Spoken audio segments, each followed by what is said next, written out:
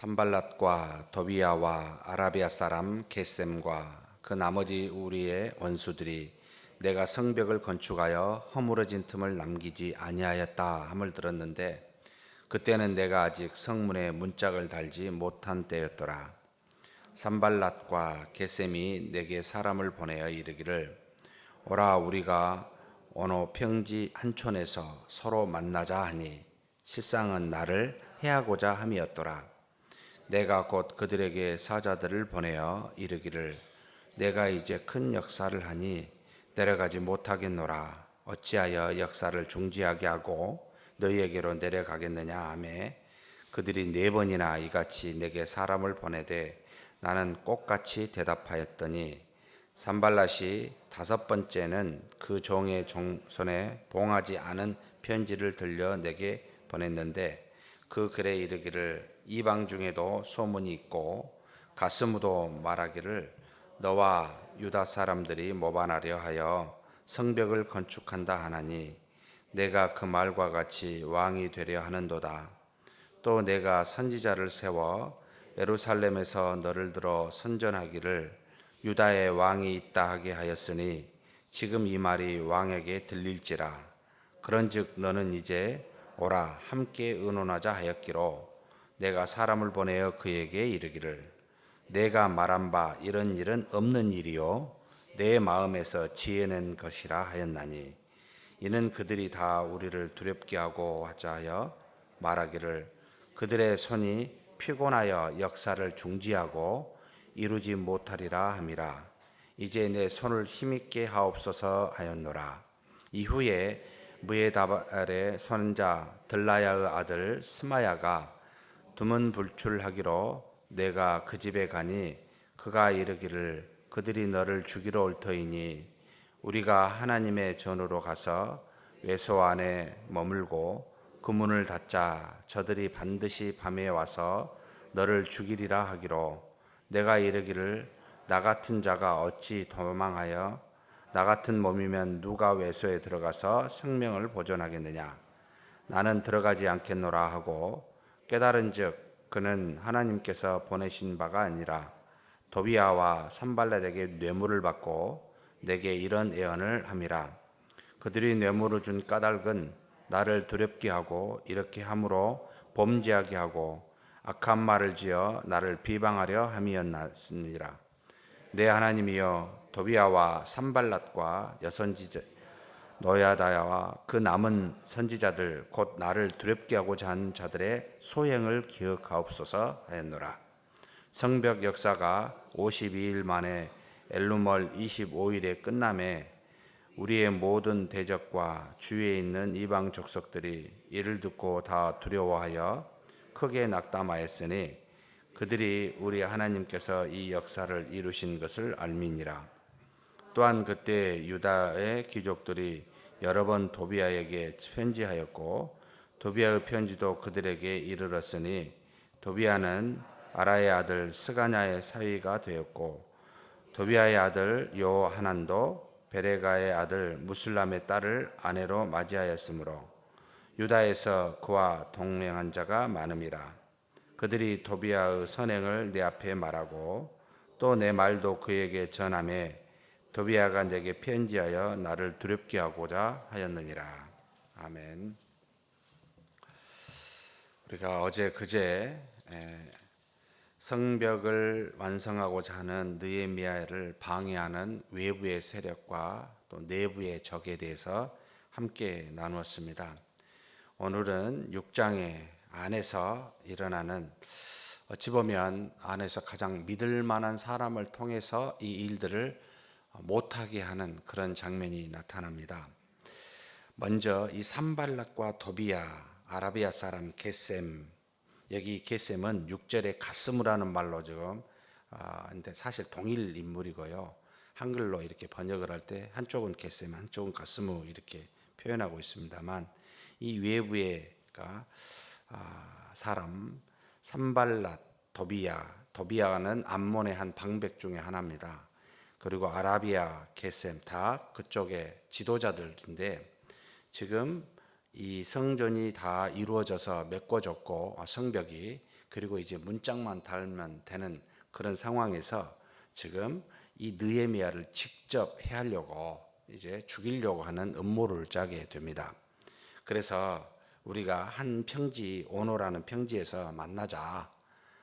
그래서 거기에서 이제 죽이려고 하려는 의도를, 그런데 놀랍게도 2절에 지금 끝부분에 서로 만나자 하니 실상은 나를 해하고자 함이었더라. 이걸 어떻게 알았을까요? 어떻게 이 느헤미야가 이걸 알았을까? 그뿐만이 아닙니다. 뒤에 보면은 항상 그런 표현이 되어 있습니다만 9절에도 이렇게 계속해서 편지를 보내고 자기를 두렵게 만나자고 하는 그 이유에 대해서 9절에 보면 이는 그들이 다 우리를 두렵게 하고자 하여 말하기를 그들의 손이 피곤하여 역사를 중지하고 이루지 못하리라 함이라. 이제 내 손을 힘있게 하옵소서. 어떻게 이걸 알았을까요? 그 다음에 또 12절입니다. 깨달은 적 했습니다. 지금 제사장 중에 한 명인, 여기 보면은 10절부터 11절까지 보면은 스마야라는 제사장이 있습니다. 이 제사장이 두문불출해서 느헤미야가 이제 찾아갑니다. 찾아갔더니 뭐라고 이야기를 하냐면 그들이 너를 죽이러 올 것이다. 그러니까 걱정돼서 지금 그런다 이거죠. 두문불출하고. 그러니까 어디 나가지 말고 밤에 너를 죽일지 모르니까 성전 중에 성소와 지성소가 있는데 그러니까 지성소 밖에 있는 걸 외소라고도 불렀습니다. 여기 밤에는 여기에 같이 있자. 잘못하면 죽는다. 이렇게 이야기를 하는데 이것을 지금 보면은 12절에 깨달은 즉 느헤미야가 깨달았어요. 뭔가를.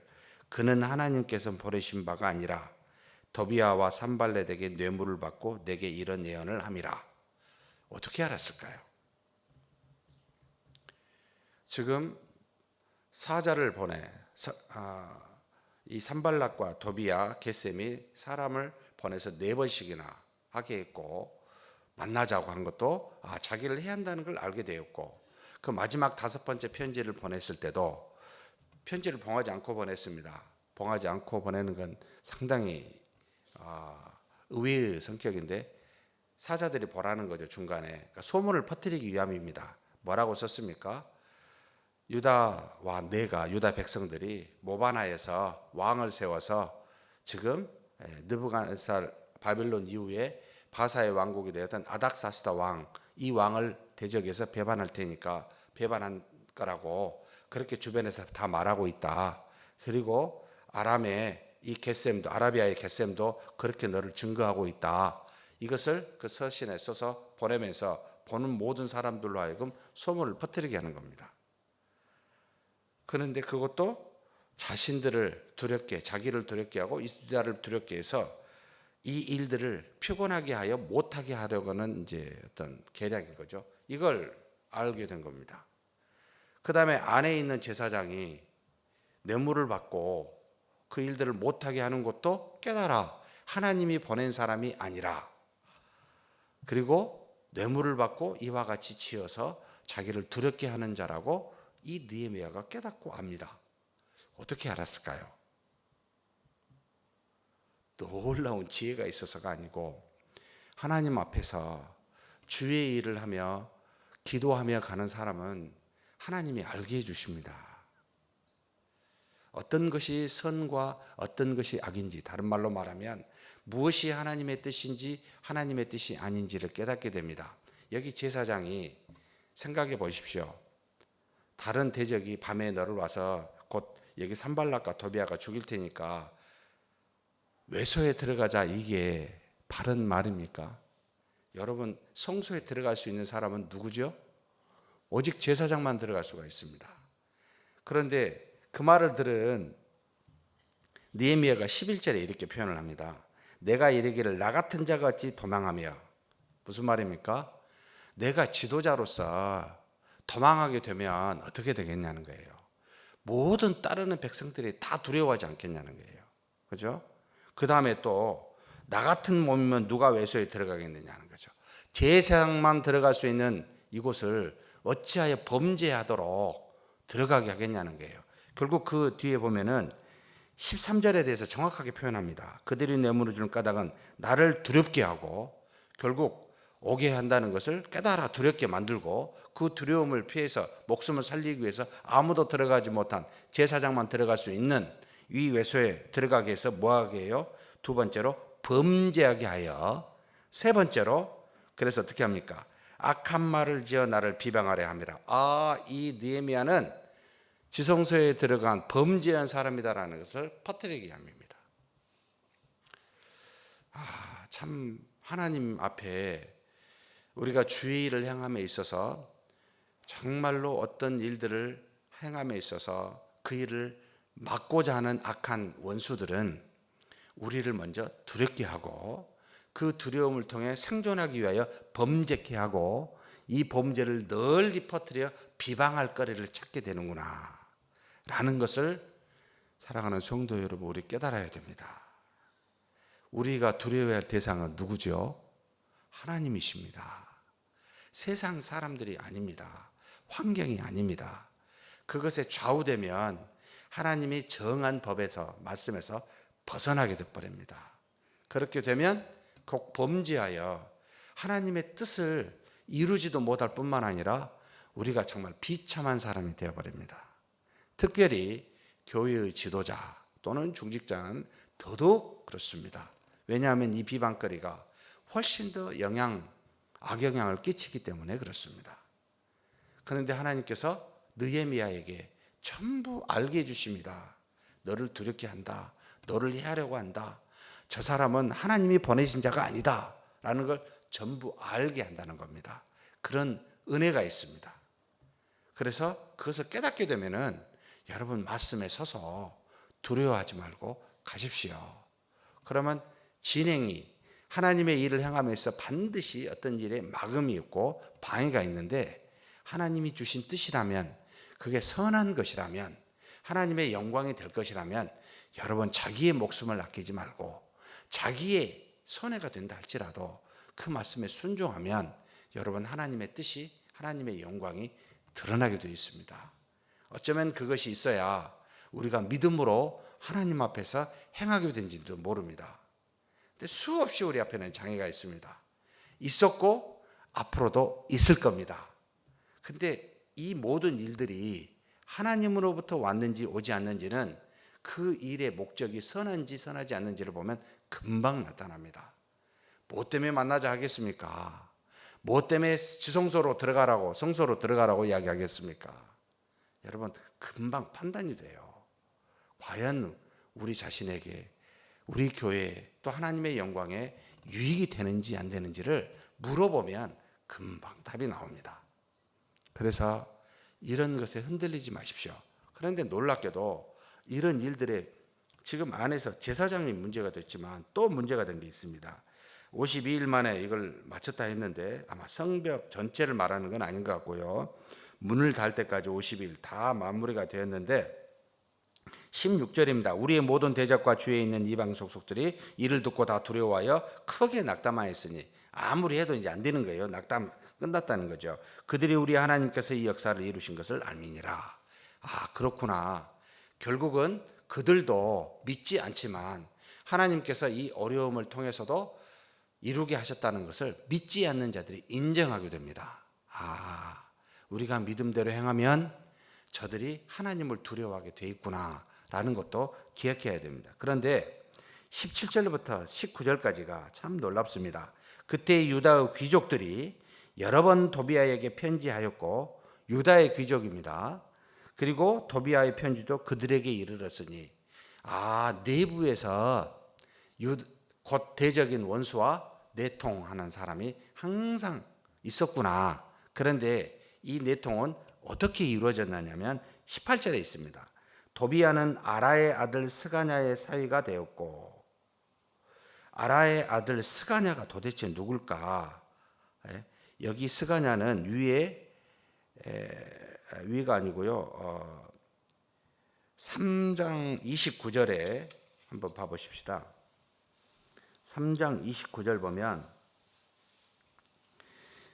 그 다음은 임멜의 아들 사독이 자기 집과 마주대한 부분을 중수하였고, 그 다음은 동문지기 스가냐의 아들 스마야가 중수하였고, 지금 느헤미야와 함께 예루살렘 성벽의 동쪽 문을 중축하였던 중수하였던 사람이 스가냐의 아들 스마야입니다. 그런데 이 도비야는 누구요? 스가냐의 사위입니다. 그러면 스마야와 동서지간이 되겠죠. 그죠? 그러면 이 말은 지금 무엇을 어긴 거죠? 우리가 에스라서를 읽었을 때 에스라가 와서 무엇에 충격을 받고 전부 다 떠나보내라고 했습니다. 이방 민족의 아들과 딸들을 데려다가 혼인하였던 것을 가지고 이것에 대해서 엄정하게 명해서 113명입니까? 이름 한 사람 한 사람을 다, 거기에 누가 등장하게 되냐면 여기 도비야의 아들 요하난도 누구의 딸과 결혼했어요? 무슬람의 딸이라고 나옵니다.